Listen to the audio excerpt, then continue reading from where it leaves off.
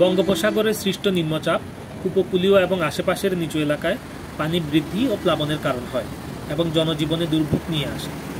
সাগরিকা চত্বরের পর রাসমণিঘাট পুলিশ বক্সের পাশে কিছু সম্মিলিত প্রভাবে রাস্তায় এমন পানি জমে থাকার পরিস্থিতি সৃষ্টি হয়েছে।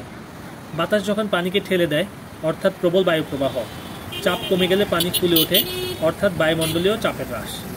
জোয়ারের বাড়তি শক্তি, অর্থাৎ পৃথিবীর টানে নিয়মিতভাবে সমুদ্রের পানি একবার বাড়ে আর একবার কমে, অর্থাৎ জোয়ার ভাটা হয়।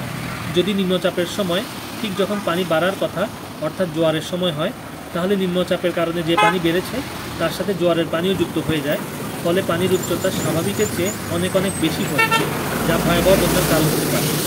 বৃষ্টির কারণে পানি জমে যায়, অর্থাৎ নিম্নচাপের সময় সাধারণত খুব ভারী বৃষ্টিপাত হয়।